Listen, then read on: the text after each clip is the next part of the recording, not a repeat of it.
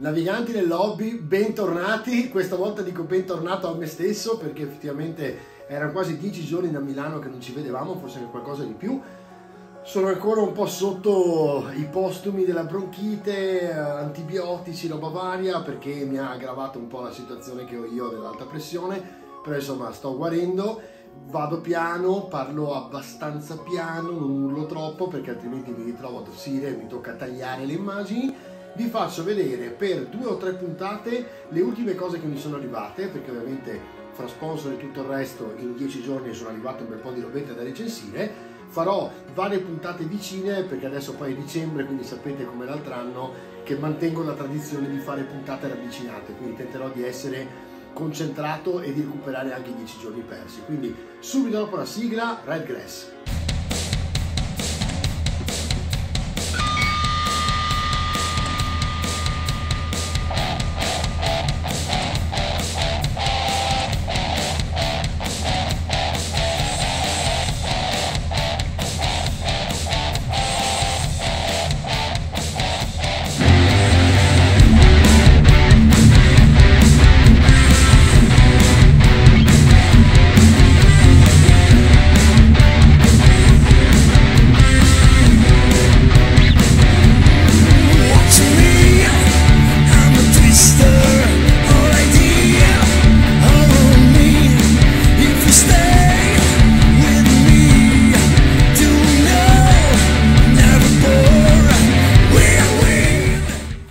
Potete vedere, mi è arrivata finalmente la merce che avevo chiesto a Red Grass da recensire. Molte di queste cose le abbiamo già viste, ma sono leggermente cambiate, nel senso che per esempio l'handler, vediamo un pochino qua se riesco ad aprire perché mi sa che andrà aperto con... no, ce la facciamo, ok. Allora, praticamente lui lo avete già visto, è sostanzialmente il l'holder migliore che finora abbia mai recensito. Ho fatto anche una recensione apposita comparativa e tra poco ve ne annuncio un'altra che faremo subito alla prossima puntata. Invece dell'arancione hanno messo il grigio, quindi sostanzialmente stessa cosa, scusate che nel frattempo mi è caduto, stessa cosa praticamente di quello arancione, solo che è grigio praticamente il, chiamiamola plastilina. Ovviamente il suono che sentite è la macchina che cura la resina della stampante 3D che sta praticamente lavando in questo momento su e giù con un vortice e quindi fa questo rumore. Allora, come vedete è la stessa cosa. Io cosa faccio? Semplicemente mi sistemo il, chiamiamolo pongo, ok, è una plastilina sostanzialmente, e andiamo a scaldare nelle dita per fare quasi una, anzi al 100% una pallina, no? Quindi la appiattite prima 2 volte in questo modo qui, manipolatela in modo tale che diventi molto maleabile, come vedete, e plasmabile, ok? È inodore, quindi state tranquilli, è atossica, in questo caso è proprio plastilina. A questo punto, quando avete la possibilità di fare una pallina, la girate per fare la pallina e quando l'avete pronta la mettete sul centro dell'holder per poi premerla all'interno. Ora secondo me questa è troppa, quindi in realtà io la divido anche con le altre facendone un po' e un po', ma avete visto che Red Grass questa volta è stata gentilissima perché mi ha mandato anche i 2 ricambi, quindi possiamo mettere un po' di più, e mi ha mandato altri 2 cap con l'arancione. In questo caso noi lo faremo tutto grigio e quindi avrò 6 cap. I cap si può staccare e in questo modo quando voi state dipingendo cambiate il cap velocemente sull'holder e girate la miniatura con il pollice tenendola su questo manico ergonomico molto molto comodo, quindi mentre dipingete, vedete, potete girare tranquillamente così la miniatura mentre state dipingendo. Questo è, diciamo, il più utile degli strumenti che ho trovato finora in commercio. Poi dopo appunto qui andrò a fare un cap un po' più piccolino, così recuperiamo un po' di materiale e andiamo a vedere il resto. Allora, mi deve arrivare, è incredibile, questo ordine l'avevo fatto a maggio, è arrivato ieri, quindi insomma sono un po' in ritardo perché non sono riusciti a stampare e a mettere a posto le cose, il che significa che anche loro, ormai io sono abituato con Ala Nera sull'approvvigionamento della carta, hanno problemi nel trovare materiali, materie prime per fare quello che serve in base agli ordini. Evidentemente ci sono molti più ordini di quelli che si aspettano e non riescono ad evaderli tutti. Mi deve ancora arrivare, infatti, da recensire la wet palette nuova, la version 2. Qualcuno di voi l'ha già avuta col Kickstarter, loro stanno ancora mandando Kickstarter da un anno che sono in ritardo, qualcuno deve ancora riceverla e quando avranno finito finalmente la manderanno anche a me e faremo una recensione tutti insieme. Questi però sono i pezzi della nuova wet palette che vanno messi praticamente accanto o sopra. La wet palette nuova, invece di avere i magneti, ha un pezzo di plastica dove qui avete la slide e potete incastrare questo. Questo è molto utile perché serve a non far rovesciare i famosi colori della Games Workshop, perché come vedete sono più larghi. Vi faccio vedere. Si prende un qualsiasi contrast o un qualsiasi technical e lo mettete praticamente all'interno. Quando lo mettete all'interno si sente proprio che è duro, quindi non viene proprio, non si rovescia, perché non rimane morbido, si incastra proprio. E il fatto che si incastri, vedete, ci sono anche dei segmenti interni che lo tengono proprio incastrato. In questo modo qui non si rovescia. Lo attaccate alla wet palette, potete tranquillamente aprire, a quel punto anche se lo andate a colpire non si rovescia. Molto molto utile. Questo è veramente 5 euro ben investiti nel hobby.